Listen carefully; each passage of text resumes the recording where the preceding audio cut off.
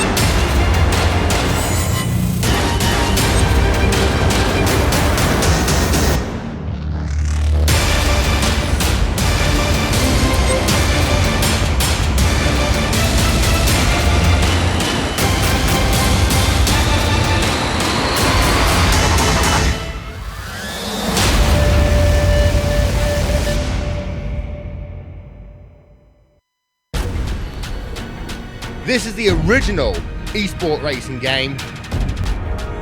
This is iRacing.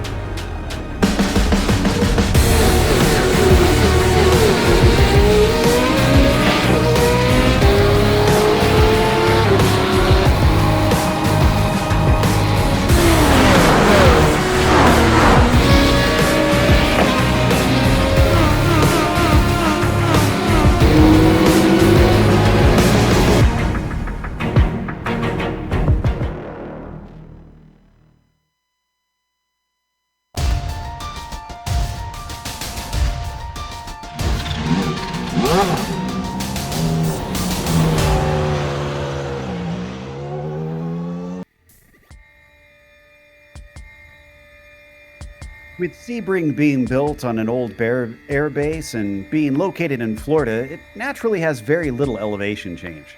But this doesn't mean that it's a flat track. In fact, the bumpy surface of this circuit is notorious for catching out even the best drivers. Their unpredictable nature could wind up being exactly what Acosta doesn't want tonight, with him attempting to wrap up the championship.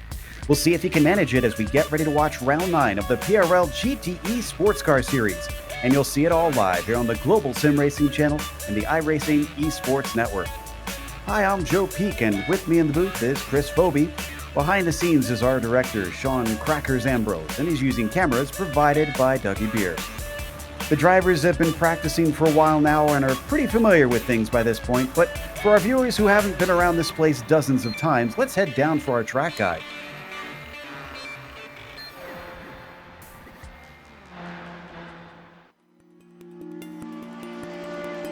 Welcome to Watkins Glen International. Situated in upstate New York, just south of the Finger Lakes, this track has seen it all. Few road circuits can boast hosting Formula One, IndyCar, NASCAR, and IMSA during its history. Though it did have a brief fallow period in the early 80s, thanks to the investment of local companies, it's grown into one of the premier road tracks in the U.S. With 4 layouts to choose from that range between 2.5.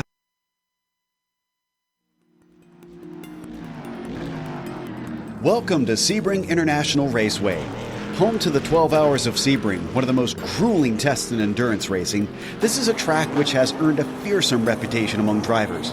The circuit itself is located on the southeastern edge of the city of Sebring, Florida, and was built out of Hendricks Army Airfield shortly after World War II. 3 layouts are currently in use, ranging from 1.7 to 3.7 miles in length. The longest course, which is perhaps the most well-known with it being the one used for the famed endurance race, shockingly still contains portions of the original airfield surface. It's this aspect which has become a signature feature of the track, making it extremely bumpy for racing. Sunset Bend in particular nearly shakes cars apart while they attempt to navigate the high-speed 180-degree corner. As you'd expect for the side of an airfield, there's nearly no elevation change over the course of a lap, but many of the curves are dramatically tall and unforgiving, daring drivers to glance them yet not hit them directly.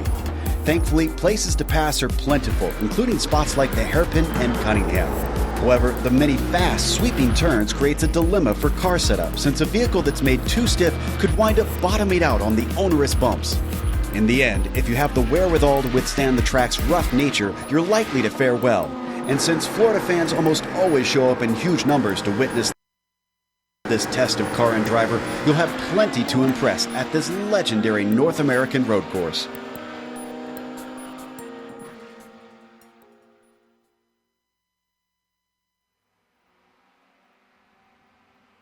Well, the nice thing, Chris, is that in our track guide, we can at least see the track, and it's looking like it's going to be just a little dark out here for today's race, though. Yeah, hopefully these guys don't have any random wildlife running across the track, although I think all they have in Florida is alligators, right? Yeah, something around that. Why don't you tell us a little bit more about what's involved in the details of this combination? Well, driving at night is definitely going to be a challenge around this old airstrip, but what you're going to see here at Sebring is a very bumpy track. There's going to be a lot of bumps under braking that can upset the car a little bit and make these corners a little bit hazardous for some of these drivers. Alongside that, though, this is really a racer's track. A lot of flat, fast corners, easy enough for me to say, that are going to be a lot of wrestling the car around, and really there's several great passing points around this track that should make for an interesting race, and the added element of being at night is going to make it even more fun. Yeah, hopefully it won't cause too many headaches for our drivers. But as always, today's race is brought to you by SimMSA.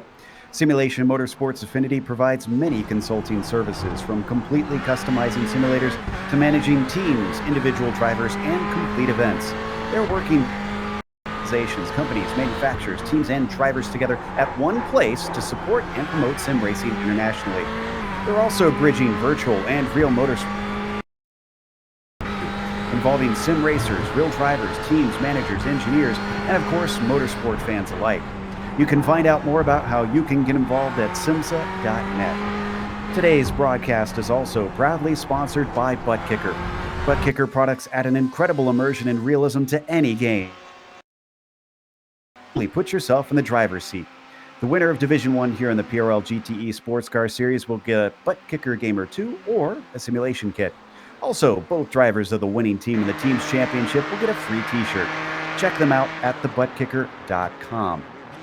Now, let's take a look at that championship, starting with the drivers, of course. I mentioned a little bit about it that we could see things get wrapped up today. As up at the top, it is Abner Acosta. Now, it is only 16 points between himself and Eisler, but of course, if Eisler fails to score, Acosta could put himself out of reach. The surprise this season is that Karl Modoff is really under the gun. He has got to outscore Acosta by roughly 10 points or more, or else he will not be able to come back and take the championship in round 10 next week.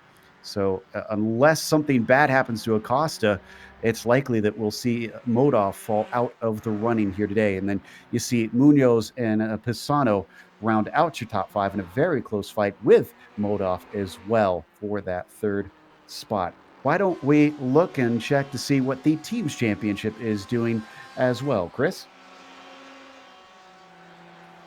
Yeah, looks like that Punto Racing CL team, the blue team, excuse me, is got a pretty healthy margin over the field right now, with a 107-point gap over the RSR Esports team.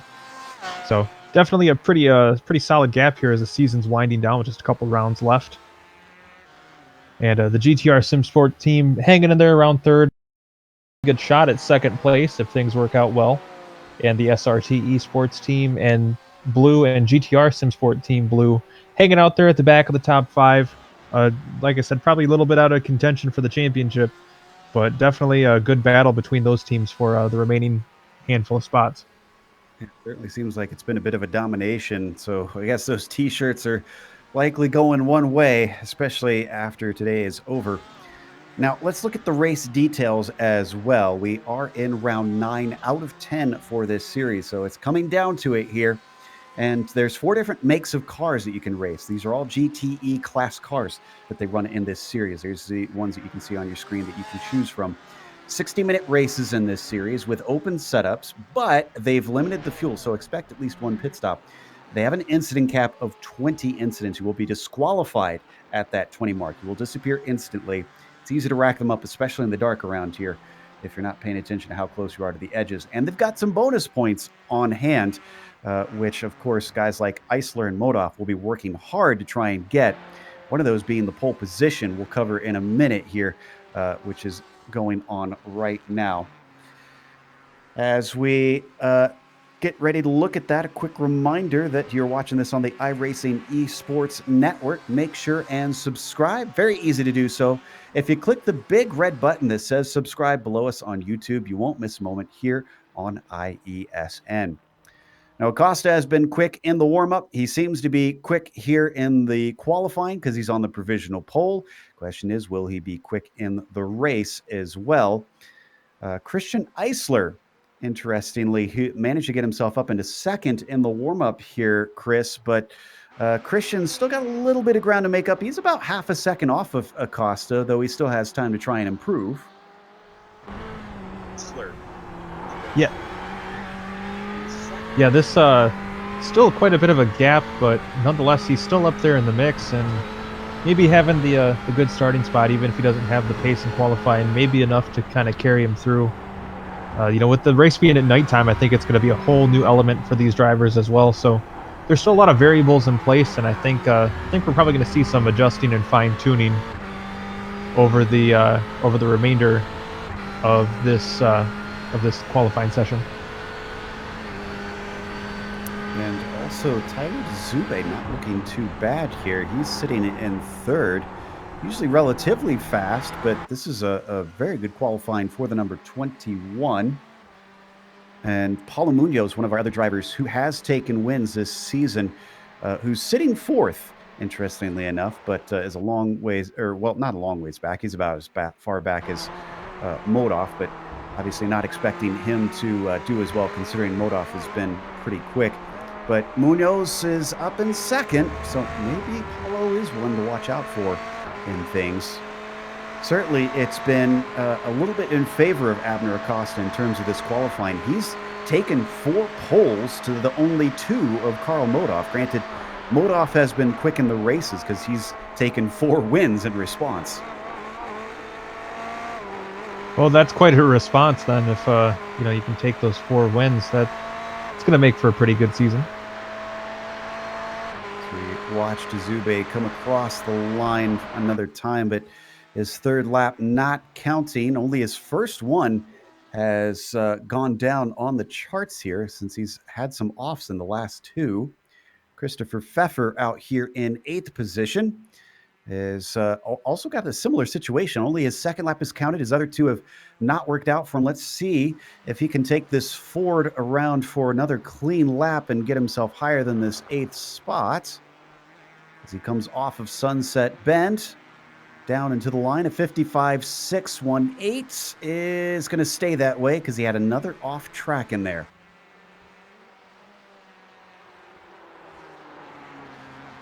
Trying to find out. Let's see. Modoff actually struggling a bit in the qualifying himself. He's still in 7th, just ahead of Pfeffer right now. Yeah, I was going to comment on that. For a driver that's kind of fighting for his life as far as the championship goes, does not look like this qualifying is really going too great in his favor. And gosh, these guys having a whole lot of trouble staying on the track so far in this session.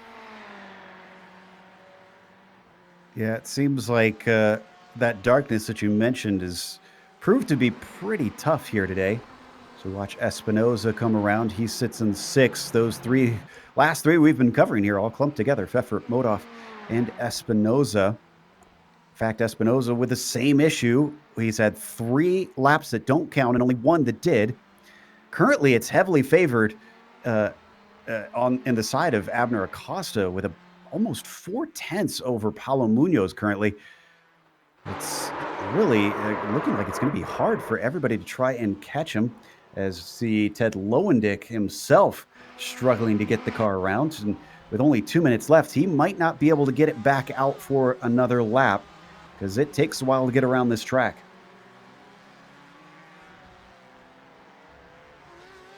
Yeah, there's a lot going on in this qualifying session. It's really going to hinder some of these drivers. And that is such a great lap by Acosta to have such a solid lead over the rest of the field. He's definitely shown why he is where he is in the championship. Perez is getting the draft, and Paulo Munoz did improve, but it was just by hundredths of a second, as he's still 4/10 down from Abner Acosta, unfortunately. And waiting to see who else is close to finishing a lap here. I believe 5th place driver Cal Quinn is going to be finishing up soon, as well as Fredes, who's now coming onto the Ullman straight. In fact, he's just behind Cal Quinn. This is who we're seeing just ahead of him.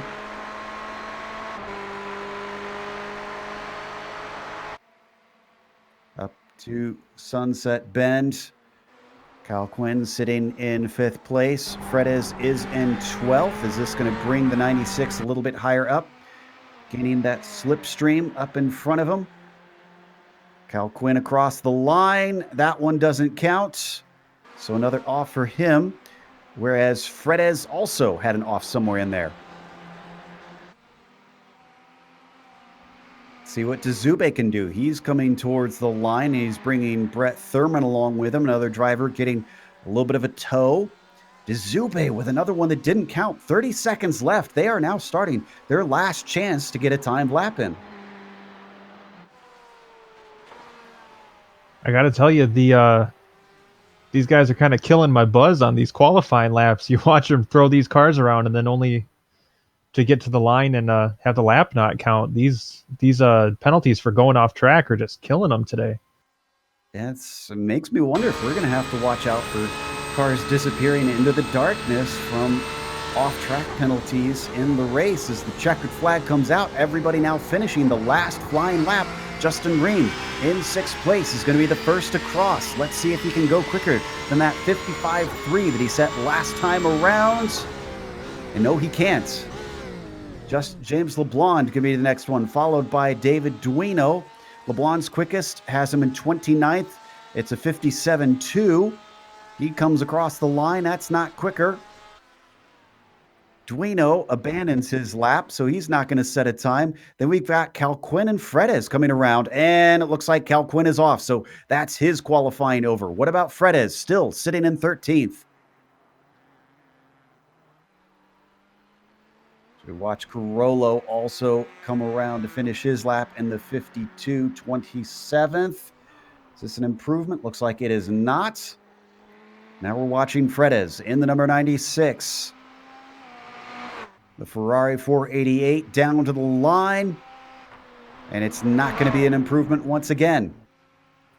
That's too bad because he was really throwing that car around. I can't believe how close these guys are getting to the inside wall there in a couple of these turns. In the darkness even. I mean, that is insane. Brett Thurman and the number 69. He does improve, actually by a big margin, and that puts him up to 20th. Is this the last of them? Looks like the number 11 out there, Billy Jansen. And he also jumps up. That puts him in 19th. That's going to be the last of them. So all of our drivers have completed their laps. It's a relatively large field here today. So why don't we go through that starting order here for round 9 in the PRL GTE Sports Car Series. Going to be Abner Acosta starting on the pole, and it's nearly half a second over his nearest rival. That doesn't bode well for anybody hoping to beat him in the championship. Paulo Munoz could be one, but it's going to be a difficult ask as he starts in second with a lot of time on the board to make up. Tyler DeZube will be starting in third with Christian Eisler, the second in the championship, most closely trailing Acosta, starting fourth today on the grid. Ratio Cal Quinn, he'll start P5. Then you got Justin Ream in sixth position. Andre Espinoza starts seventh today. Carl Modoff, despite having the most wins of anybody so far this season, starting eighth. But again, qualifying hasn't been his strong suit compared to some of the others. Christopher Pfeffer is going to be starting in ninth with Ted Lowendick rounding out your top 10.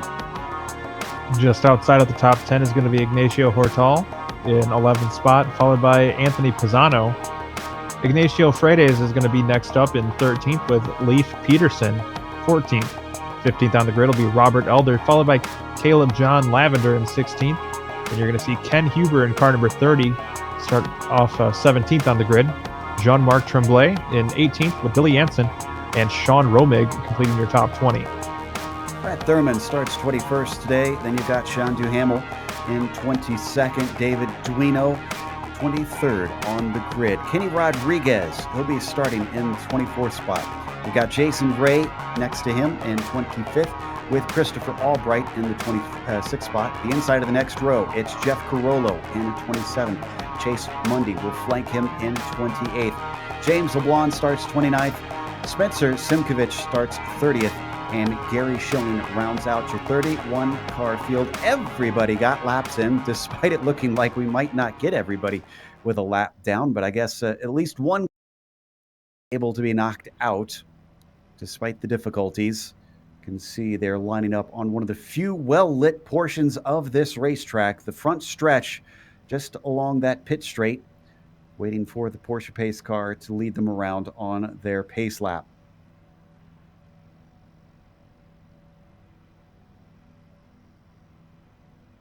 Should be a very, very tough race for these drivers. We keep harping on the darkness, but it is so tough out here. You have to know your turn-in points, your braking points very well. Be able to deal with a lack of vision besides what your headlights are lighting up. And then, of course, we talked about the bumps as well. It's known to take out a few drivers. Tend to see a little bit of attrition at this place here, Chris. Yeah, I can definitely see why. This is a bumpy old airfield, and as a result, it's going to be really tough on these cars. And with the incident cap limit and the darkness added onto it, it's going to make for a tough hour of racing for these guys. Weissler is hoping to try and stay in this championship, or, well, I guess take this championship to Acosta. He's going to have to beat him on track. Even if he is beat, he can still be in the hunt, but it'll be even more difficult because a 16-point gap is already pretty large. The bad news is that Eisler has only outscored Acosta in 2 rounds so far. So Eisler is he's certainly not looking like he's going to be quicker based on the stats so far, but can't count him out. Sometimes we've seen things turn around before. Yeah, I'm really interested to see how this race kicks off. with a driver as fast as Acosta starting up front. That's going to be a huge positive for him. But there's a lot of cars that I think once this race goes on and they're able to adjust to the conditions, I think we'll see a lot of guys start moving towards the front as well. Yeah, maybe that attrition will certainly pay dividends for a few drivers as they now come out of Big Bend towards one of the more popular places to pass here into the hairpin. The pace car leading them under the lights of a few of the bridges. You can see a very tight corner that one is. Heavy braking, certainly enticing drivers to try and have a go into there. But here it starts to get a little bit more technical now as they come up through Fangis and then, or Fangio rather. Fangis is over in Spa. Fangio and then up into Cunningham.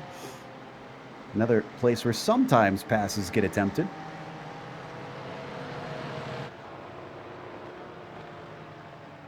Boy, kicking up a lot of dust at the side of the track there. Look at that. I was noticing that in qualifying too. It seemed like these guys were driving through dust clouds just about every lap. Interesting. And looking to see, yeah, they started the practice at 0%, but even still, I would have thought that the track would have been more cleaned up by that point. Not sure why it is quite that dusty offline. They come out of the Tower and Collier section now in through Bishop and Jean Dembien. Very swift couple of corners, almost a chicane, but not quite. More like a set of S's through here. You can see they've got a lot of paved runoff in what used to be some of the landing strip area, which then takes them onto the longest run we've got here, Chris. The run down the Ullman Straight towards Sunset Bend.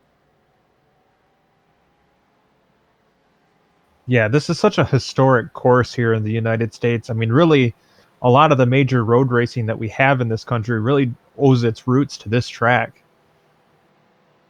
Yeah, and in fact, I think it's one of the longest running road circuits here in the States. I'd have to double check and see what exactly that record is that it owns, but it's been around for a long time. It's changed shape a lot of times too, but we don't have time to wax about that changing shape because we're getting ready to go green for round 9 of the PRL GTE Sports Car Series. Acosta is going to be given control from the Porsche pace car, which peels on in. Green flag comes out almost immediately, but it's a great jump from the number 5 over Paulo Munoz. In fact, Munoz has to go a little bit defensive with Tyler DeZube looking to the inside as they come down into the first corner. Still a lot of 2 and 3 wide as they swing it into this fast left-hander. So far, so good through the pack. Still sorting it out, but at least they made it past the first turn.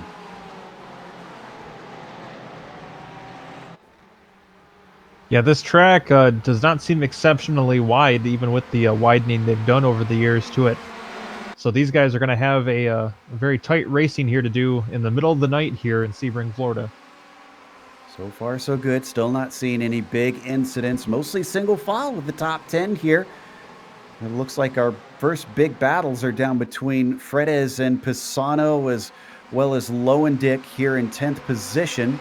And I think we did have an incident because I see LeBlond off. Ooh, a bunch of cars. Albright was involved, Simkovic, Schilling, and Corolla. We'll come back to the replay later, but that is a huge group of cars.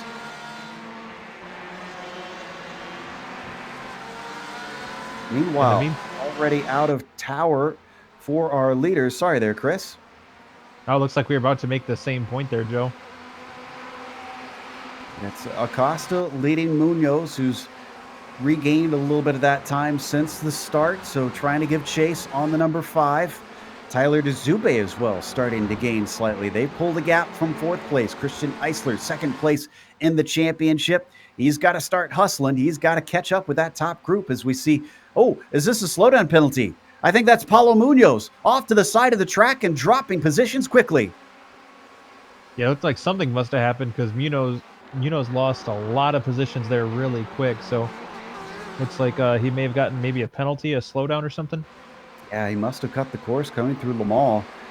Meanwhile, Ignacio Hortal also seems to have had a spin. He gets it going once again. think Fred is going to be overtaken by Lowendick. Yes, indeed. Looks like Ted takes that number 172 up into 10th place. There you see he's got the Ford ahead of the Ferrari as they break for turn 3. A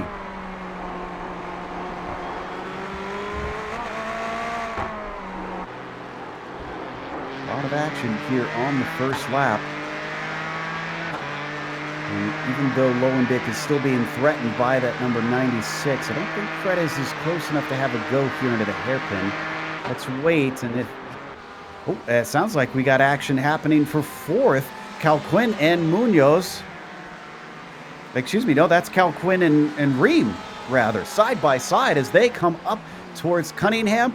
To the inside, it looks like Calquin might have the advantage, but he's got to complete it because it's going to switch back. Oh, and they'll come together. A little bit of netco, and that's going to send him out, and that causes more contact as Munoz tries to check up. 3 wide, potentially. No. Espinoza to the outside as Modov tries to stick his nose in. Modov is going to get the position, and poor Calquin is stuck at the side of the track, facing the wrong way with the entire field streaming by. Yeah, that's about as bad of a situation as possible for Calquin there as he unfortunately drops towards the back of the field. Pretty sure they did not make actual contact on my screen. We'll go back and look at it in a bit. Meanwhile, on screen, who's this battle we're watching? Oh, more slowdown penalties behind them. It's Lowendick, and it looks like Pisano. Both of them giving away a lot of positions, hanging out around the inside of the Ullman Straight as they watch everybody go by at full speed.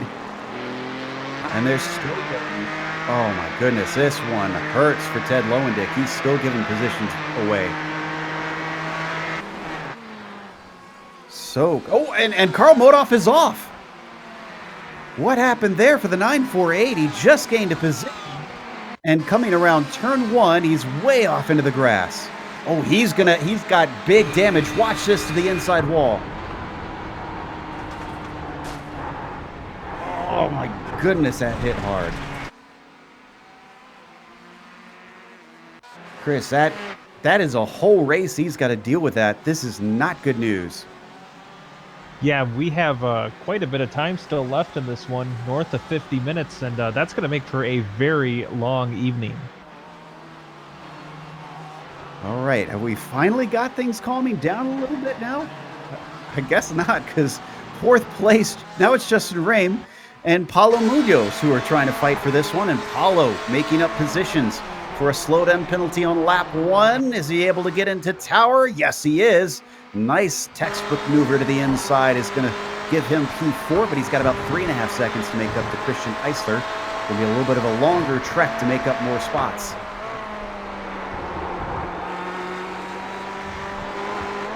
I got to say, I'm really impressed with the racing here so far. Maybe not the greatest on a technical basis, but these guys are laying it all out there for sure.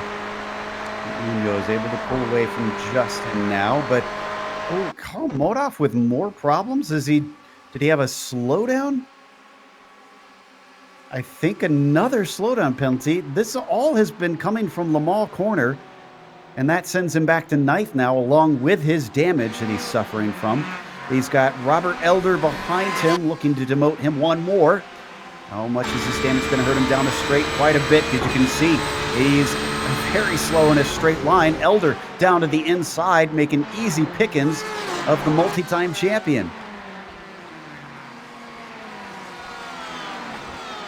Apologies to those who wanted to see the replay for those opening incidents. We just haven't really had a break in the action to try and go back and look, especially with so many major players involved with all that's been happening out on track.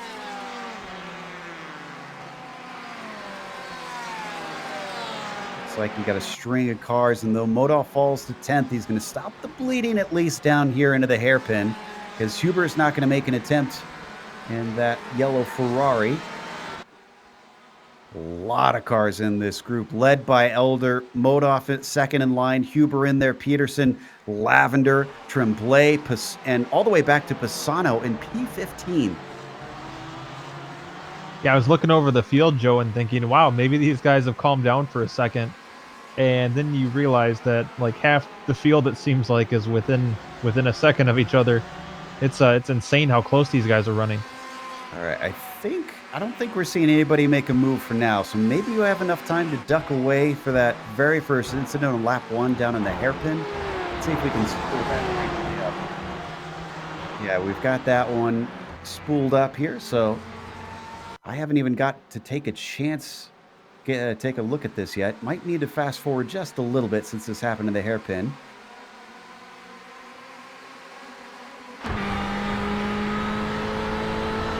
Watching from Schilling's perspective here. Yeah, here we go. Yes, let's see what happens from here. This is into Big Bend now that they're coming around. A whole lot of cars. Still a whole lot of that dirt being kicked up, Chris. And it looks like it's clearing up a little bit now, but let's see if we can spy what happened ahead of them. Someone looks like maybe they got out of shape a little bit there.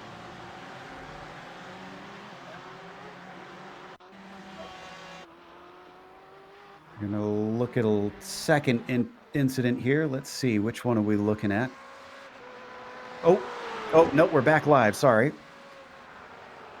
We had a change between Tremblay and Pisano for 14th place. Pisano's going to get that one away in the hairpin, rather.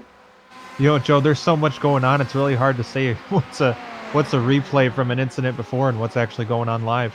Yeah, sometimes we can get confused. I mean, and it's dark out. We can use that as an excuse as they now swing it through Collier.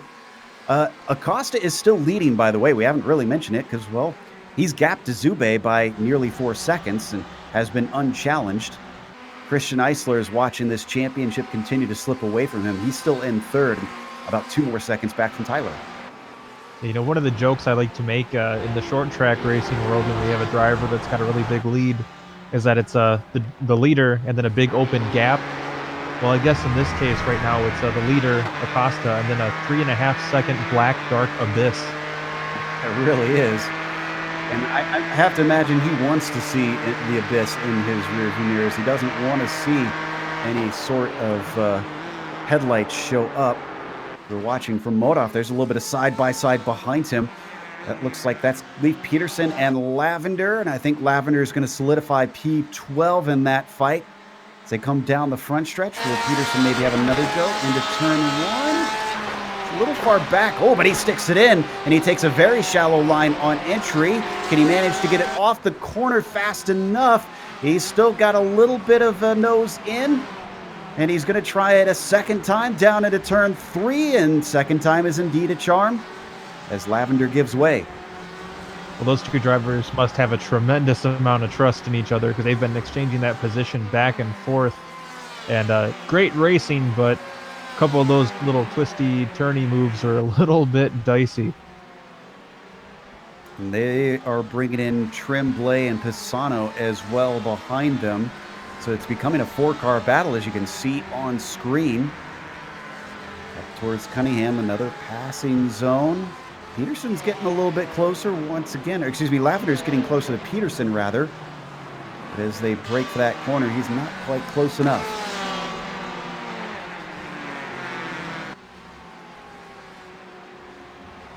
Here's some of those more narrow parts you were talking about, Chris. Everybody kind of staying single file, and Peterson making a bit of a mistake coming out of tower. I've noticed that seems to be something pretty easy to do in that section of the track is kind of let it get away from you there. It's not the first one for sure to have that happen. All right, good slipstream for Lavender as they come down the Ullman straight. He's staying right in the tire tracks of the 913. Too wide out and through Sunset Bend is not an easy feat, but these two did it last lap. Are they going to do it all over again? Peterson gives him space at the apex, way offline, all the way out, but manages to keep it off the grass. Lavender says, thank you very much. I want that P12 back. Ooh, and maybe returning the favor down into turn 1. Peterson tries to get in there, but he gets chopped off at the nose. Yeah, that was a very bold move to shut the door on that one. Oh, and here we go again. He opened the door on Pisano, and Pisano says, thank you. I also won a spot. So now Anthony gets 13th with a little bit of a rude shove through the 4-5 section of corners. And the 913 has now fallen to 14th position, 2 positions down and just a couple turns. Yeah, these drivers are starting to get their elbows out and maybe leaning on that incident cap a little bit here in the not too distant future. We've only had one DNF for all of us talking about the attrition being a factor. Cal Quinn is the only one in the 666 to have disappeared on us. And actually, he's been getting repairs, so he might come back out on track. Gary Schilling has been in and out after taking some repairs of his own and is 30th on track. Peterson still sandwiched between Pisano and Tremblay here on screen. And we do have a replay for what happened to Cal Quinn. I think since we've calmed down, let's go and take a glance at what happened. Let's see if it really was netcode like I initially called. See, this this one happened in Collier, if I'm not mistaken, so I'm not sure. Yeah, this is down the Ullman Strait, so we've got a ways to go before we get to the incident here.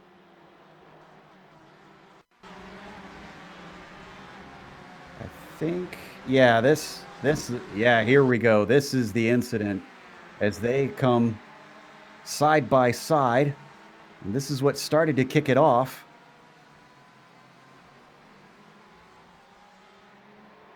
Oh, yeah, definitely.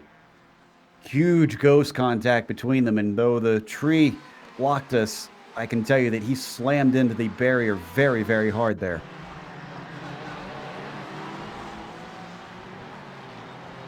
That was a great angle right there. Oh, and I don't think he even hit the tires there. It looks like he just went straight to concrete.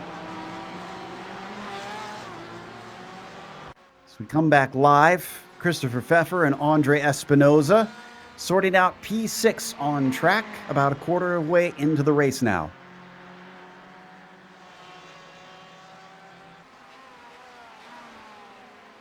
Down into Cunningham for the two of them. They're not too far behind Justin Rame, but they're not in a position to try and challenge him. They do start fighting. That certainly won't help the case.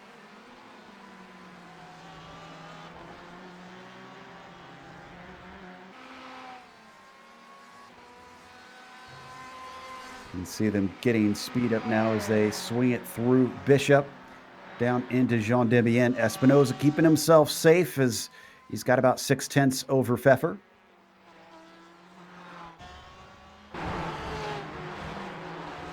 Got a lot of cars as well down in a train still. We've seen this a lot in the mid-pack.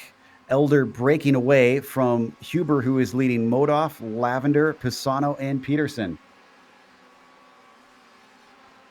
Looks like actually Peterson might have a little bit of a chance down into Sunset Bend once again on Pisano, but he decides better of it and stays in line. This is for 13th place. Yeah, we have a slew of cars out there all in position following along with Peterson here. And it's pretty impressive actually how much these headlights can do for these guys with how dark this track really is. It looks like Peterson maybe has eyes on making a move here. Peterson has not been having the best of starts to this race, losing multiple spots. Granted, he started in 14th, so he's back to where he began the race. As he continues to try and chase down Pisano, still not getting a chance into the hairpin. All of them staying right in line with one another.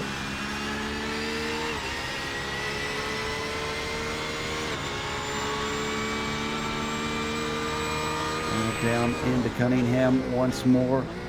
Modoff, he's down to 11th. We saw he had some damage, or at least we saw him get some damage. I don't know if we've really gotten a good close-up. It's so hard to see in the dark here how much exactly he's got. Yeah, Modoff has definitely had a rough night. Looks like he's got Caleb Lavender closing in behind him here pretty close too.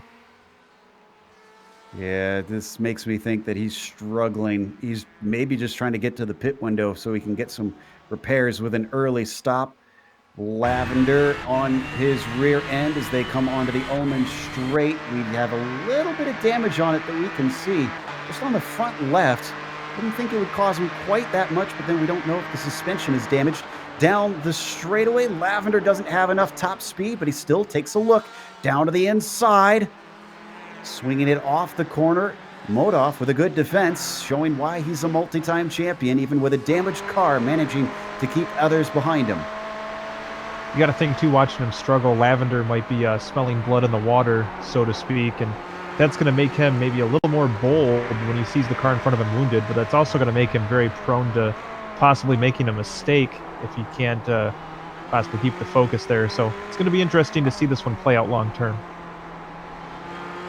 And so far, nothing there as, oh, we have a pass for 6 because Espinoza has now been caught by Pfeffer, who's going to try to go around the outside of the hairpin, doing it the hard way. He might just have it, but they're still side by side. Great exit from Espinoza in the 87.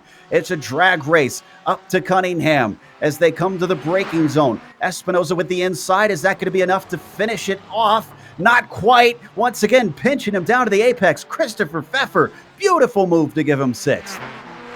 That was textbook, the way he completed the pass there. Pinched him down and gave himself the better drive off and was able to complete the pass around. That was an absolutely beautiful move. Credit to Espinoza, too. He could have drifted out and shoved into him, but he made sure that he didn't. So Pfeffer gets it, and now he's got to contend with Fredes just behind him. A little bit of a mistake going a little wide there from Pfeffer as they swing it through Jean Demien, but now it's onto the Ullman straight, and they all start to spread apart, everybody getting themselves a good run. Yeah, looks like maybe taking a second to catch their breath after that fun little exchange they had going on. I have to imagine they need it with how exciting it's been in this portion of the field. Still nobody making any moves into Sunset Bend. Now that Pfeffer's gotten by Espinoza, can he pull away? He's got himself just about half a second gap here. Oh, very slow into the turn for Espinoza, but he gets a decent run off. I thought Fredes might actually run into him. Yeah, no, I was kind of keeping an eye on that one. It didn't look like I noticed any major mistakes or anything. Just a weird approach from what I can see. Well, certainly an odd one. We are now 20 minutes into this thing. I think we are within the pit window. Makes me wonder, where is Modoff? Is he close enough to the pits? No, he's still got to go around about half a track.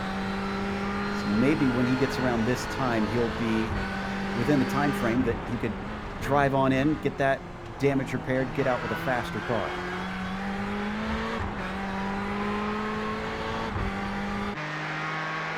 Boy, close stuff. Oh, and a look to the inside, into Tower. Espinoza getting a little bit desperate here to take it back from Pfeffer. Almost backfires on him as Fredes now might have an opportunity.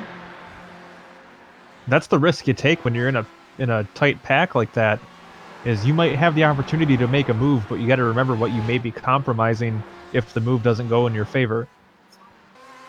When we had a problem with Pisano, he's off track. He wind up here. This is out of Tower. I wonder if it's a hardware problem because he just kind of pulls off and then he takes a tow eventually.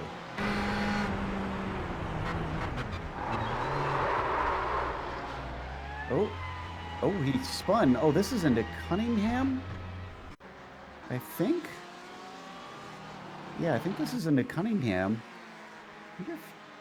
Well, this is really bizarre here, Chris, because this is before the one I saw where he eventually ended it. That's Cunningham. He comes to a halt, and then he keeps going, and then parks the car a couple corners later. Yeah, that is incredibly strange.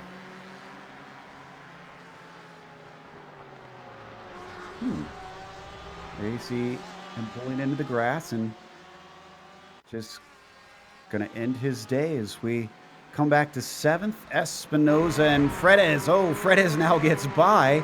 So another position down for Andre.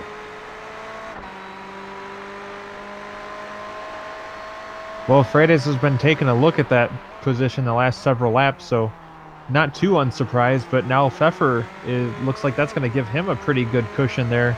Definitely the most breathing room he's had in quite a while. I'm sure he appreciates it. He's got no one to try and fight in front of him, too. He's about 4 seconds off Justin Rain. He's not been running faster than him, unfortunately.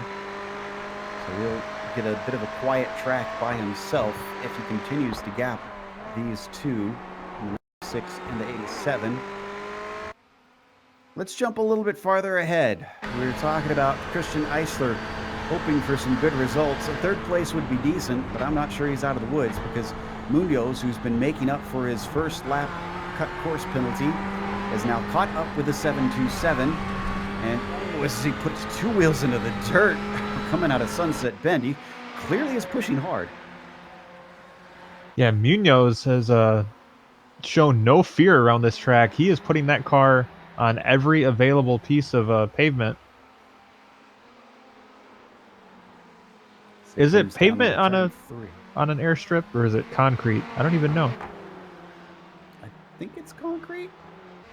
They usually call it the tarmac, don't they? I don't know. This is old too. They haven't repaved this thing since they built it essentially in a couple places. We're getting word it's tarmac from our expert director. I'm willing to take his word for it. He's been down on racetrack surfaces a lot more than I have.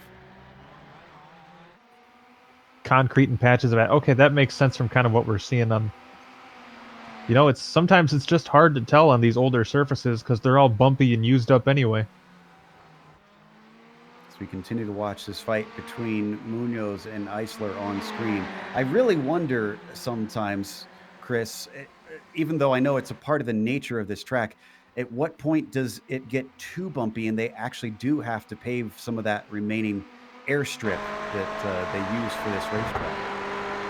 You know, it's kind of something that we've seen in the NASCAR world with a track like Atlanta Motor Speedway, where it's really a fine balance between a surface that is showing character and is part of the framework of what makes the track unique and what becomes unusable as a racetrack. I mean, you got tracks as new as Coda that had to go through a major resurfacing here not that long ago, and that track's less than 10 years old. But this track is decades old, and I mean the bumps are kind of what makes Sebring. So it's a balancing act between what's safe and what's keeping true to the character of the track. Right now, Eisler is not safe because Munoz is right there and continues to look. Much tighter line down through turn 1 for Paulo. Doesn't give him a chance to try and attack, though. He still has to stay back there. So we now hop on board with the number 14 or number 05 chasing the 727. I gotta say, Munoz is running probably the most exciting line we've seen anybody run around this track, because he is, when it gets near a passing zone, he's really just trying to run wherever Eisler is not going to be. I think it's a matter of time, if I'm honest. Christian's I mean, we call him the Iceman for a reason. He's a cool customer, but Paulo Munoz is looking very, very fast, and he's just biding his time, waiting for an opening that'll produce results. And once he does, he doesn't have that far to go to get up to 2nd place. Tyler DeZube is only about 2 seconds in front of him. So wait, you're saying you don't call him the Iceman because his name has the word ice in it? Well, I mean, that certainly was part of it. Okay. Because I was totally wrong about the reasoning behind it. I mean, it just tied in well. So if you get an opportunity, pick that low-hanging fruit, I suppose. As they come on to the Ullman Straight one more time. And we have a bit of a battle going on back there, but I think we need to stay with this because this looks like a good run and the draft going to Paulo Munoz is going to allow him to duck to the inside. Doesn't get covered off by Eisler. He's not going to fight it. He knows he's a quicker car. He lets him through. Could have had the over-under maybe, but couldn't quite duck the car down in. So Paulo Munoz back onto the podium now. And what a power move that was. I mean, obviously a little bit what that went into it was Eisler kind of giving him the room, but wow, that was just a pass with authority. Looks like Romig just passed Jansen into Sunset Bend here. They've got Thurman just behind them also for position, but very similar move to what we just saw as Billy didn't cover off the inside, and that allowed Sean Romig to just send it in a little bit deeper. And oh, they got a car off there right in front of him. That's Gary Schilling. He's a lap down. That's a very vulnerable place to be. He gets it going before more come to him, but man, thank goodness nobody ran into him there. Let's look at what happened and put Schilling in that spot. Take another look at the replay here. That Ferrari definitely was spinning out. I don't think he had help. Yeah, rear just comes around on him. Didn't hit that inside wall. To his credit, he parks it and he keeps it in one place, which you really need to do in those situations.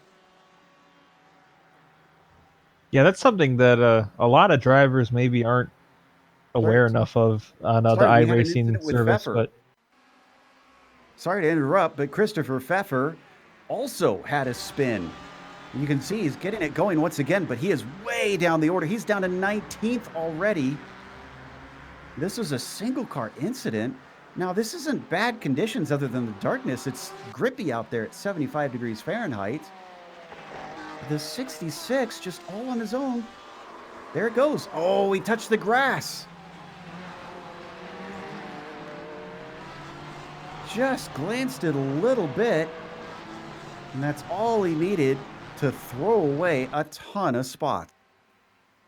That's such a tough break. He worked really hard to get up into the position he was in, and unfortunately that incident's gonna give quite a bit of those away. Ooh, we got one of our first takers for pit stops halfway through, and Espinoza ducks it down the lane. Looks like he's joined by, trying to figure out who that is, Pfeffer.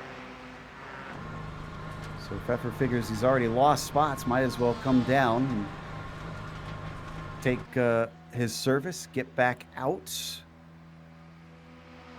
Espinoza, we're looking at about usually 12-second stops here. He's going a little long. 15 seconds for Andre, and he's going once again. By the way, Paulo Munoz is flying now that he's free of Christian Eisler. He's got that 2 seconds down to 1 second up to Tyler DeZube, and he's closing fast. Tyler might be sweating a little bit soon.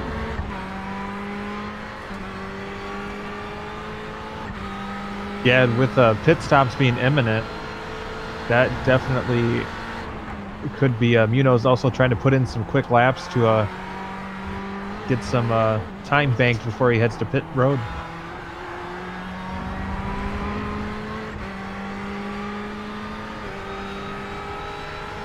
Right, so we're now at the halfway point. Pfeffer comes back out in 26, by the way. Carollo's pitting. He was farther down in the order. I think this is scheduled for him. We'll see anybody else take the risk. Usually we see most drivers go very late in this series on the pit stops. One of our leaders come down. William is also going to stay out. Watching him come up the pit lane from out of the booth here as we continue to watch on board. This is Munoz chasing DeZube. And it looks like we do have a few takers. Huber, Lavender, Tremblay, all in a line.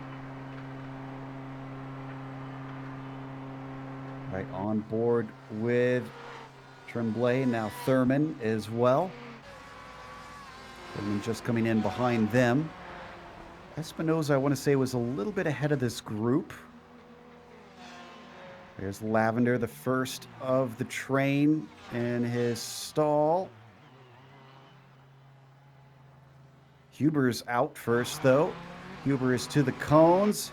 Lavender, actually, no, we were looking for, who were we looking for here? Espinoza. Wow, and he's just out in front of him. Half a second between them. That was actually incredibly tight. And Espinoza just snuck out before Huber managed to snatch the position.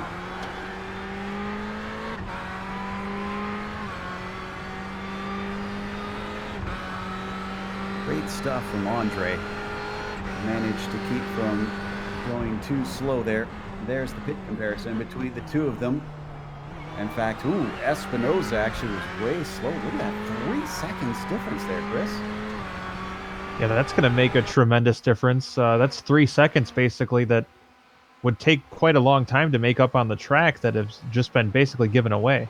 Oh, and I believe we have our second place driver in. Dzube hits pit lane. Nobody else going with him. Munoz going to stay out. Eisler does as well.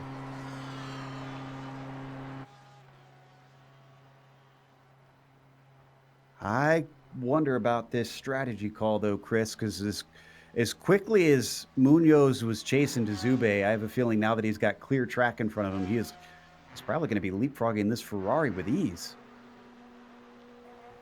I don't know. I think it could have possibly been a calculated risk. I mean, he did have Munoz running him down, but it's not like he was making any ground up on Acosta either. So maybe try something a little bit different and see what plays out.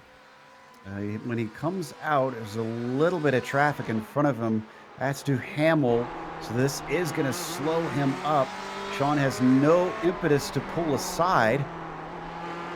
This is for position, even though they're on differing strategies. So is Sean going to play nice here, or is Dzube going to have to fight him for it as they come down towards the hairpin? Doesn't cover off the inside. He is going to break a little bit early, so it looks like Dzube going to move himself up into 14th.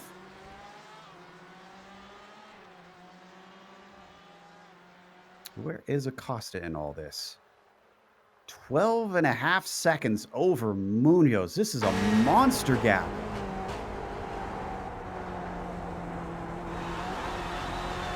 Rounds. He is going to stay out for this lap. Munoz not interested in coming in. Or excuse me, Acosta not interested in coming in. Munoz is also coming his way around Sunset Bend, but decides to stay out for another lap. Eisler follows. Now, with the kind of gap Acosta has, do you think he can get away with basically a free and clear pit stop? I know it's only 13 seconds, but I mean, do you think he can come out in a pretty good position in that amount of time? You know, it's hard to say. He's not going to come out ahead of Munoz, I think. That's definitely too small of a gap. Robert Elder is in pit lane since then. Dzube should be able to overtake him. Looks like Romig also joining. There's a couple drivers that were around the Espinoza-Huber area.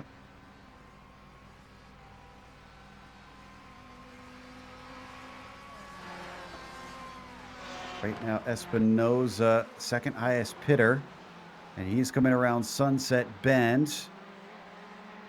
Looks like Elder back out and moving, but he's not to the cones yet. Espinoza with his speed up down the front stretch. Where is he going to wind up? Elder's out. Espinoza's right behind him, and this is actually going to be incredibly tight once again. I think he's managed to get the position as long as Espinoza doesn't make a dive, and he does not. So Robert Elder returns in 16th, just ahead of Andre. I gotta say, these pit stops are adding a pretty exciting wrinkle towards the middle of the field here, Joe. He's Gary Schilling, the lap down car. He's just making sure he stays out of the way. Elder still dealing with a lot of pressure here. Espinoza, you're right. The pit stops are giving us some great stuff, because Espinoza could still go on the attack. And we do have our leader in, by the way. Let's stay on this, but Acosta is pitting.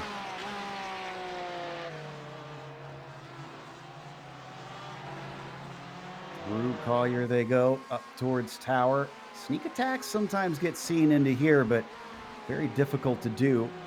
No such thing happening to Elder, as Espinoza not willing to risk the car with still 22 minutes left to go. More drivers pitting. Munoz is in. Rehm is in. Fleur stays out. But I think the majority of our drivers do look to be at the end of their fuel tanks. Acosta looks like a pretty quick stop. He's already on the move, Joe. And he is out in clear air, ahead of Karl Modoff, who is just behind him. Karl is yet to pit. This is critical for the number 5. He's got nobody to slow him down. It's just now down to him, rifling off good laps to make sure nobody is able to gain during this pit stop sequence.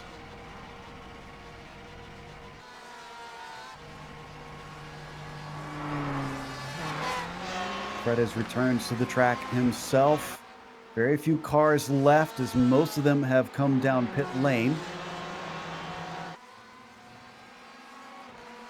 And Espinoza once again finding himself in traffic. Is this Fredes? Yes, it is. Fredes fighting with Robert Elder, but they come together. Oh, and they're going to have to take evasive action, but Espinoza goes off and he gets hit once again by Lavender.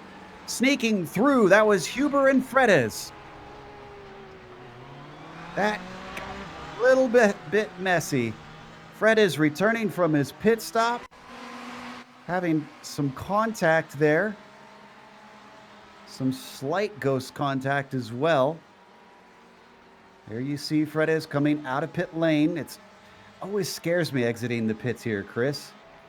Yeah, it's such a sketchy point to rejoin the track. I mean, you were right there, right in the mix of things. And as we saw here, it did not quite work out. Elder got turned to the side and hit slightly again. Had to wait for the track to clear, and then poor Espinoza got tipped again as he tried to go around him. Yeah, that last little part there where he almost got ran into after he went off the track. I'm glad I had my microphone muted, because over here I just shouted, "Oh," because I'm a professional and I make spur of the moment calls really great. But wow, that was quite an incident. All right, and Acosta has finished his stop and retaken the lead. Munoz is back into second because Eisler's finished his pit stop. He returns in third, ahead of Dzube, interestingly. So he overtook Dzube in those pits. Modoff is now down pit lane. Watching from Dzube's perspective. Boy, Tyler actually lost out big time. Can we get a pit comparison between Dzube and Eisler? Because he was at least decently ahead. He was worried about Paulo Munoz passing him, which he did, but instead also lost out to Christian Eisler. I wonder if it was that out traffic? Yeah, it had to have been, because Eisler was only quicker by about a second. That's not enough for him to have jumped him on that alone. Well, there's a lot that goes into these pit stops, and sometimes the in-lap and out-lap are just equally as important as the stop itself. Wow. Modoff is hurting this race. Modoff returns to the track in 23rd, and he had a long stop, 54 seconds. So our multi-time champion must have had something go really, really wrong and gotten a penalty. As we have, did I hear Espinoza? Espinoza's in for a second stop. I think something bad happened here. Let me take a look and see if he ran into issues. Oh yeah, excuse me. We saw it. He was involved in that incident, so he must have actually tipped his suspension in that contact that he made, and he had to come in for repairs. As we now come back to 9th place, where we've got Romig on the Ullman Straight being chased by Lowendick and Tremblay.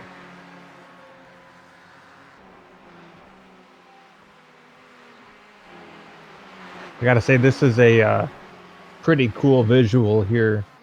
This is a track that the history kind of speaks for itself, and watching these cars race around at night is absolutely a breathtaking sight.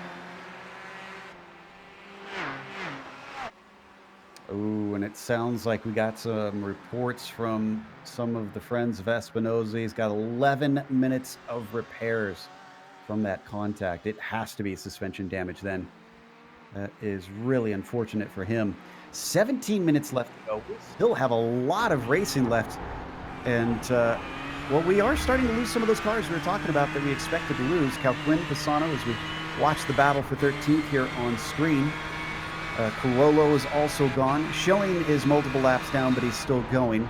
Mundy has DNF'd, and Espinosa now seems to be our latest. I think it's really a testament to these drivers that, given all the handicaps that they've been handed for this race, just to make it even harder on them, that the amount of drivers we have lost really isn't that many. I mean, this is a race that's kind of headed for disaster, it looked like from the start, and these drivers have ran a fairly tame race compared to what I was expecting going into it. Right now we're riding on board with Guino, and that's Pfeffer in front of him.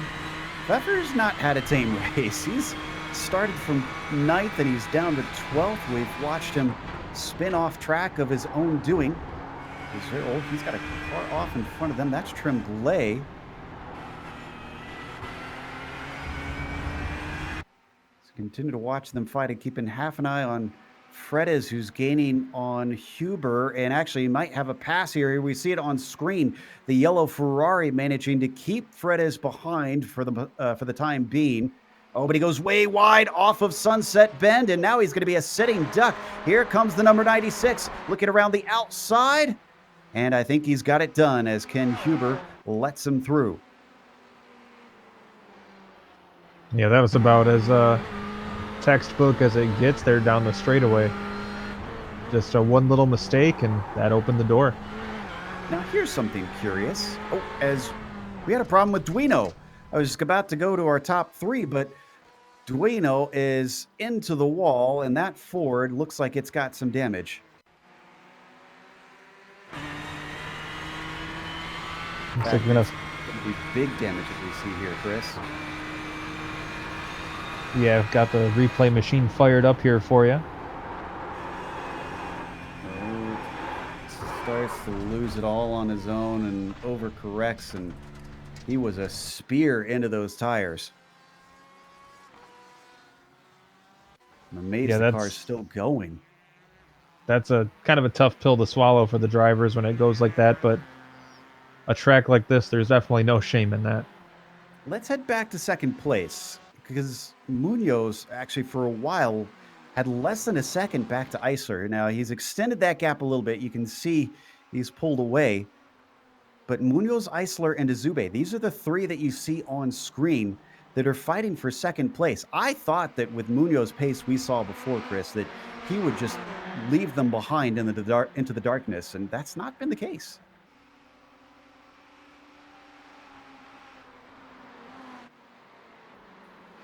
No, I kind of thought there was going to be a little bit more of a battle with how close those 2 had gotten, but looks like things have kind of gone the other way a little bit. Then we got to change for position between Romig and Lavender. Looks like Romig is going to be able to get 8th place away from P9 now. Look at how that happened. It was through Sunset Bend. Ooh, Romig is going to be brave here. He's in the Ford behind the Ferrari. Wow, very late move. Scared him off the racing line. Romig just wasn't willing to take the risk. So we come back live. There's another battle with Romig. This time it's Lowendick, and he's going around the outside of Big Bend. Is Lavender damaged? And behind them, action going on as well. Pfeffer and Tremblay side by side into the hairpin. Tremblay, the victor of those 2, taking 11th. Well, these guys definitely are not going to just cruise out the final 13 minutes or so of this event. They're going to be still digging here all the way to the end. It looks like, ooh, saw somebody get big loose there for a moment. Seems like some of the drivers certainly struggling as they get to the end. Wonder if the mental fatigue of having to focus for this long in the darkness is taking its toll. As all this is happening, I can tell you that the second, third, and fourth place drivers have once again come down to less than half a second between each of them. Munoz leading Eisler, leading Dzube. All of this 15 seconds behind Acosta, who continues to cruise. Ooh, big off there for Dzube. All kinds of dust kicked off, and he lost a little bit of time. It was about 0.3 of a second that he lost there, and another little bit of a problem. Dzube maybe pushing too hard here. Well, we're in the closing stages of this one, so I think you made the comment about mental fatigue here, racing in the darkness for so long. And as intense as the racing's been, I think that mental fatigue factor could be really stepping up here in the end portions of this race. Seems like it is for Dzube for sure. He's dropped now to about 1.1 seconds when before it was 0.4 between himself and Eisler. They come down into tower once more. Eisler had it. Oh, and a big mistake from Munoz. Munoz giving the position away as Christian Eisler sneaks through in tower to get back into second place. This is the kind of gift that the Iceman needed. And I didn't see anything drastic there, just straight out break himself. Interesting. Yeah, it looks like he may have beat himself on that one. Well, I mean, that's kind of the story of the race for Munoz, because you think about what put him in the spot that he had to try and run those positions back down. It was a cut course penalty. Again, his own doing, and no one to blame for himself, but himself, rather. And giving away second position is kind of the same. Now, he was quick enough to run them down before. Does he have the pace to keep doing so? It really hasn't looked like it after the pit stops, but you never know. A little bit behind them, Lowendick and Lavender are about 0.3 of a second apart, coming down into the sunset hairpin.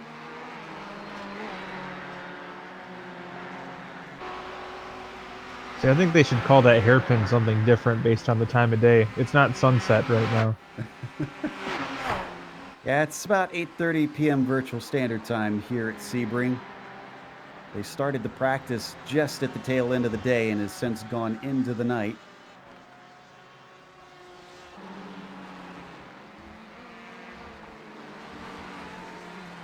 As they work their way around turn 5 and into Big Bend. Lowendick doing a good job of keeping Lavender at arm's length.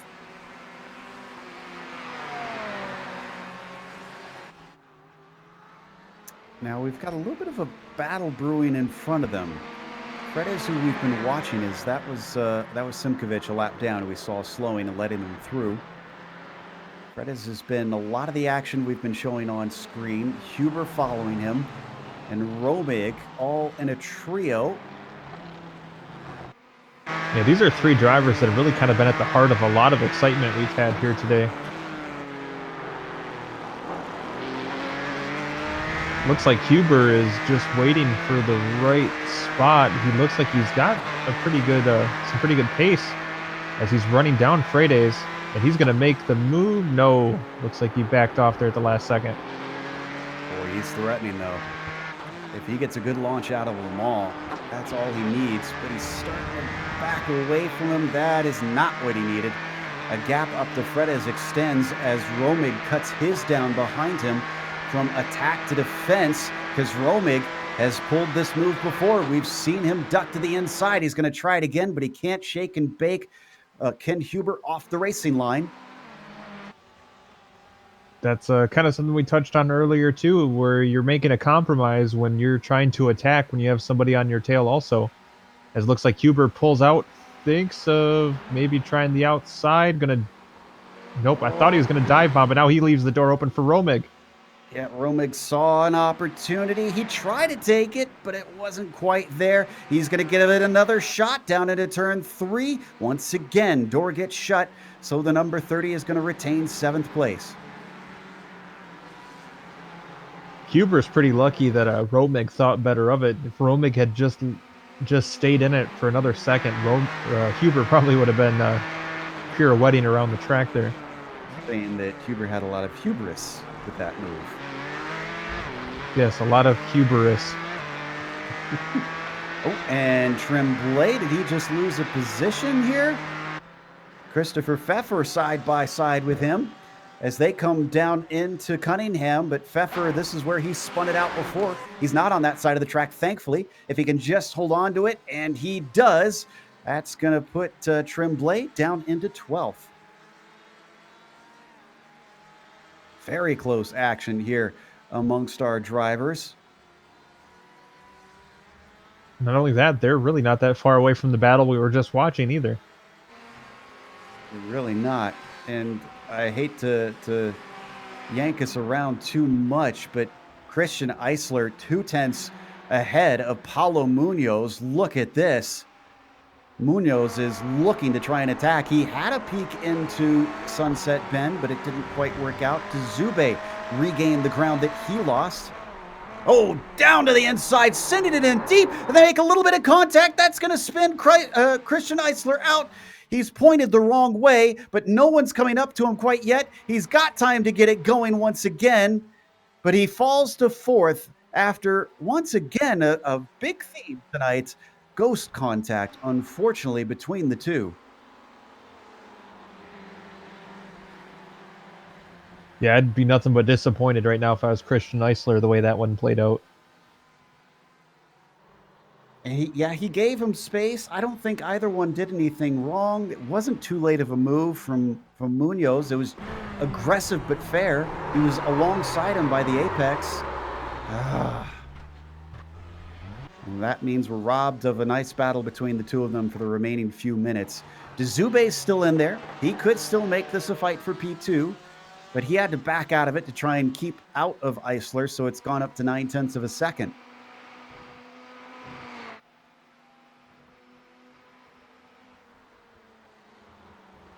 So let's jump back down once again to Fredes in 6th, with Huber and Romig just behind. Honestly, I think we could have just left the camera on Fredes the whole time and probably had a whole show out of it. He's kind of been at the center of a lot of action today. As Huber once again gets a good run off the corner. He's not quite there yet, but I think we're going to see him be making a move here hopefully soon. Yeah, Fredes went defensive into Tower and gave him a horrible exit. No defensive move into Le Mans. He knows he doesn't want to get a bad run down the Ullman straight, so none of the three really looking like they're going to be able to attack as they come up to Sunset Bend. Yeah, I was thinking for a second there that Huber may have been back to Romig, or backed up to Romig, I should say. Romig's still trying stuff, though. Very different line from Huber, and actually it might pay off because he's got a great run coming down the front stretch. He shows his nose. They come to the first corner, and he's going to send it in deep, but he's got to get the run off the turn, and he keeps it on the pavement. So does Huber, but not enough of an exit for the number 30. So he falls down to 8th as we have another issue with David Duino.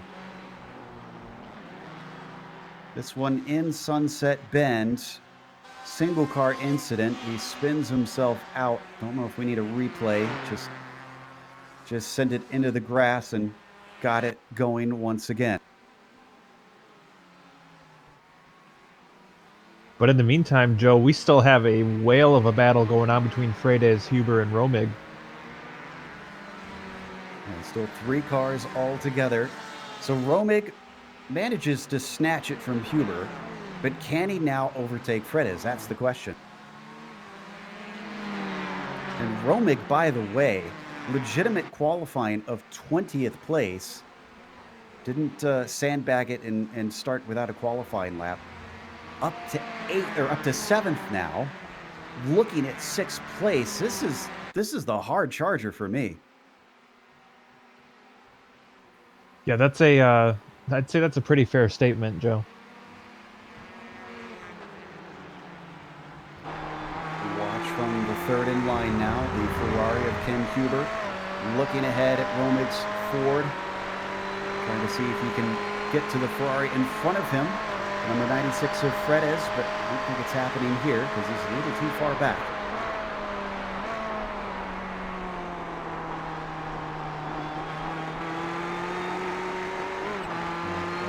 Staying in line out of Sunset Bend, but Romig still looking strong. Has just about a car length up to Fredes as they hit turn 1. And Romig really hasn't been afraid to make the bold moves either. So it'll be really interesting to see him and Fredes kind of battle it out here, because both of them have been liberal with their use of the track.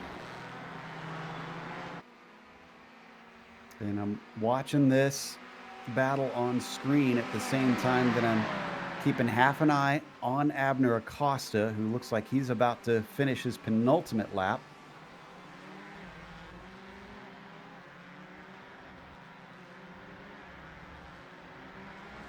Still very, very close amongst these three. So over. Oh man, Romig is getting oh so tight just as we're getting the white flag from Abner Acosta.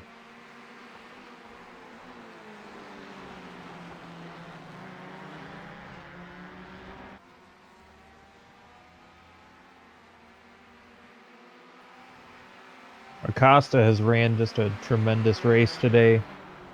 Literally, it seems like no mistakes. Everything has gone exactly the way that he wanted as he drives off into the evening. We still have that tremendous 3-car battle going on with Fredes, Romig, and Huber. That looks like that one's going to be fighting off to the very end of this race. So let's check in on another one who's trying to climb back forward. Pfeffer back here looking to get into the top 10, to at least be close to where he started this race. As he takes it around Sunset Bend, not able to do anything on Lavender. And he's only got 1 lap to make it happen. Right on the roof of Christopher. Multi-time winner in this series, but not necessarily doing so great today at this race. He was quick in the warm-up. Didn't seem to have anything after that. Well, he's had some trouble in this race too, so trying to make the best of what's been a bit of an adventurous day for him. Got a little bit more time here for this battle on screen, but I can tell you that Acosta is already on the Ullman straight. Through the hairpin, they stay in the same order. Will Cunningham hold anything for them? We won't know for a second because Abner Acosta is coming around the final turn of the track. 20-second lead over everybody else. Flashing his lights in celebration, the number 5 takes the victory here today at Sebring. Munoz still under threat from Dzube, but Tyler's not been able to close it down ever since he lost time from avoiding Eisler. Munoz climbing back to second. Who would have thought after all the problems he had? Dzube rounding out your podium, and poor Christian Eisler got it going and finished a long ways back and off of the podium spots.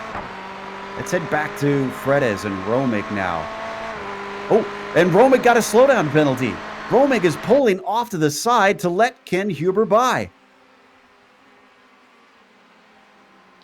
Well, that's probably the worst time that could have happened.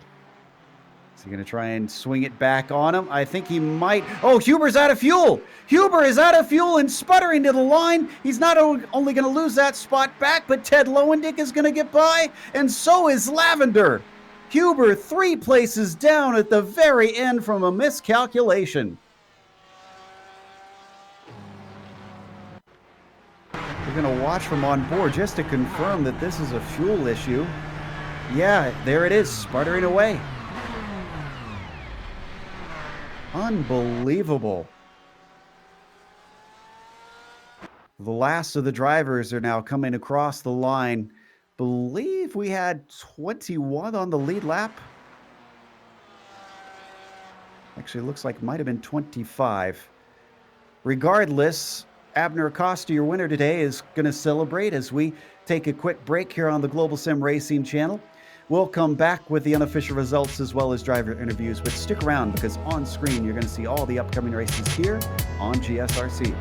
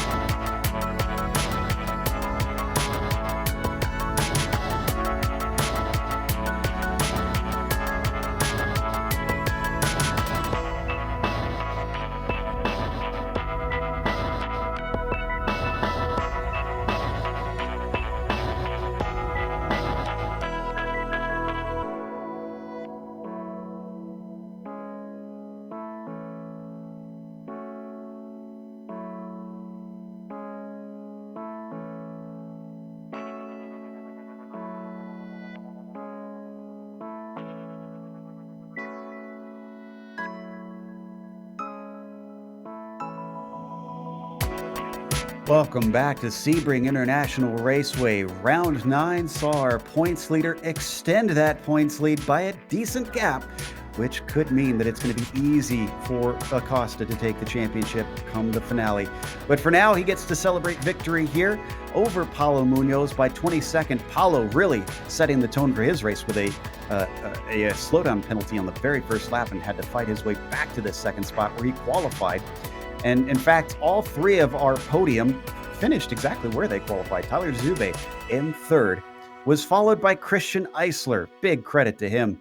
He was up in second for a while and thought maybe he could hold off Munoz, but it was just an unfortunate act of the internet that cost him that, as the netcode caused him to spin, with Justin Rame finishing fifth behind him as well. Fredez, big climb there from 13th to 6th. Even bigger for Sean Romig from 20th to 7th. Ted Lowendick with an 8th spot was ahead of Caleb Lavender in 9th. And Ken Huber, who we saw just barely coast across the line, did grab a top 10. Just outside of the top 10 is Christopher Pfeffer, recovering to finish 11th with Jean-Marc Tremblay in 12th. Bill Jansen was lucky number 13, followed by Leif Peterson. Then you saw Robert Elder. He had a pretty exciting race himself, coming home 15th, and Ignacio Hortal in 16th. Brett Thurman was able to make it 17th, moving up some spots from his starting position. And then Sean Duhamel, David Duino, another adventurous race for him, and Jason Ray completing the top 20. Then once we get to 21st, it's Carl Modoff, shockingly, from 8th to 21st. A really bad day. Second lap around, clobbering the wall, and then just couldn't get it underneath him after that. 22nd for James LeBlanc, with Christopher Albright in 23rd, the last car on the lead lap. Kenny Rodriguez, Spencer Simkovich, and Gary Schilling, the last drivers to actually finish this race, everybody from there on down is DNFs. And we have Abner Acosta ready to talk to us as I'm going to pull a quote from my friend Bill Zahn. The night is dark and full of terrors, and it has to have been just a little bit darker there for you, Abner, because as soon as we saw the green flag, you left everybody behind and didn't seem like you saw anybody for the whole length of the race. Yeah. Yeah. I guess Paulo got a slowdown in the first lap, and that I figured he would be able to stay on the draft with me with the pace that he had. But as soon as he made that mistake, I just made sure I just didn't look back. Yeah, and well, you wouldn't have much to look back at because there's no headlights in your mirror for much of the time. This puts you in a very good position. Eisler finishing fourth means that 16-point gap has gone up at least a fair bit to allow you to really cruise home in the finale. And how does that make you feel? Makes me feel good. That was my main goal this past two races. They were decent tracks for me, so I wanted to make sure I got the maximum points so I could get at least a big cushion for that last race. So yeah, feeling good about that. I would imagine. So now that Sebring is behind us and you're spying a potential championship victory, I mean, do you have plans on what you'll be doing with your winnings for your third potential championship? You don't want to curse it yet. I don't want to jinx it yet, but don't know. I'll be here next week, and I do like walk-ins. So I know that would be a good track for me again. So we'll see what happens. All right. Well, we'll watch out for you. Obviously, you're still able to be overtaken, but it's looking pretty comfortable. Anybody you want to thank before you go? Yes, I want to thank my team. This is one of the few races I actually ran one of their setups that they worked on. So I want to thank Nirvana Racing, GSRC for you guys for broadcasting, SIMMSA, and ButtKicker. Awesome stuff. That was Abner Acosta, your winner here today. Well, Chris has caught up with Paulo Munoz. The 05 did not have a perfect race, but still managed to make up for his mistakes. Well, Paulo, a very exciting race for you today. Looks like you had that issue at the opening corner there, so to speak. Got that slowdown and looked like it hindered you a bit, but you were able to come back and finish second.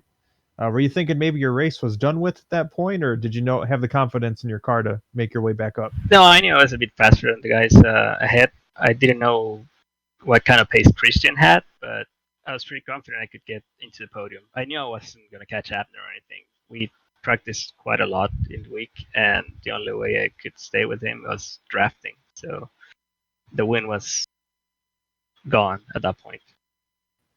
Now, there was that incident with you and Christian running side by side. Looks like the net code may have reached out and bit Christian a little bit.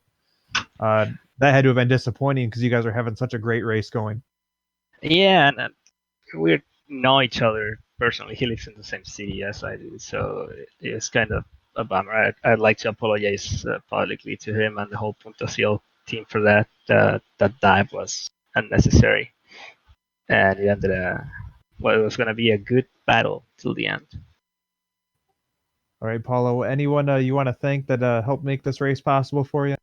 Oh yeah, my team, Anthony and everyone, and of course you guys for streaming this. Apart from our sponsors, the Formula Hypersoft, ButtKicker, Bruce Simware, and G Performance. All right. Well, congratulations again on a great second place run, and Joe, I believe you've caught up to our third place finisher. Yeah, Tyler DeZube, another one that was sort of up and down and all over, but not as much to his own mistakes. Although the one thing that I want to ask Tyler is we saw you peel off a little bit earlier than Paulo as he was starting to catch you. Usually we would expect the driver to stay out so that he doesn't get leapfrog, especially when Paulo seemed to be quicker. What was your reasoning for coming in? Because it lost you the spot initially. Yeah, so I know Paolo's pace, and it's faster than mine. So I was going to give up the position to him, but I didn't want to lose time to Christian by doing so. But as you saw, I pitted early, and then I guess just that extra 9 gallons of gas slows you down so much that Christian was able to, I guess that would be an overcut. Yeah, in the end, it didn't quite work out at first, but then you had the action going up and on in front of you. We were talking to Paulo a little bit about it. You had to take some avoiding action. If you didn't have to lose a little time trying to go around Eisler, do you think you could have had anything for Paulo in the last couple laps? You know, it's interesting. Before pit stops, Paolo was catching me at a consistent about 2/10 per lap. But after pit stops, I don't know if it's just the psychology. I felt like I was faster than both of them, and I know I'm in the draft, but I still felt like um, I just had more left in the tires or something. But but yeah, once I lost the draft, I was only able to keep the same pace with Paolo. Yeah, it stayed close down to the finish, and we kept an eye on it just in case you had something for him, but it just wasn't enough. What about Watkins Glen? We've got one more round to go in the season, and then we'll take a short break. Do you consider that a strong one for you? It is, but I just got some new pedals, and so I think this is going to be a learning week for me. So do not expect a strong finish from me this upcoming week. Yeah, time to get some practice in and readjust. Still, great job today, and hopefully we'll get to talk to you one more time before we head to break. Yep. Thank you. Good night. That was Tyler DeZube, third place finisher in the number 21 Ferrari. But we're going to close out with some thank yous of our own. We have to thank our sponsor, Simulation Motorsports Affinity, for, of course, helping out for multiple seasons here in the PRL GTE Sports Car Series, but also to ButtKicker, who provides awesome prizes for our contestants here in this series. Check them out at thebuttkicker.com. Also, thanks to iRacing for putting us on IESN. Make sure and subscribe to the channel. Very easy to do so. Just click the big red button that says subscribe. Thanks to the companies that provide the software and the hardware for our broadcast, so you can see them listed on your screen. Also, thanks to June Lalonde, who provides our wonderful music. See the screen for how to get a hold of more of her great work. And thanks to the team today, Chris, Sean, and Dougie. If you'd like to find out more about GSRC, including upcoming races, you can find it at globalsimracingchannel.com. Or check out our social media on Twitter at GSR Channel, Facebook at Global SimRacing Channel, and Instagram at GSRC_Graham. If you'd like to support us, we've got a merchandise store. It's at gsrc.storenvy.com. We got a link in the description below if you don't want to type it in. And also don't forget to watch our upcoming races, including Watkins Glen, which is coming up a week from now, Tuesday, 25th of February at 9 p.m. Eastern. We have other upcoming races for other series listed on the screen. Check those out and mark them down on your calendar. But until next time, race clean, race hard, and we'll see you on the track.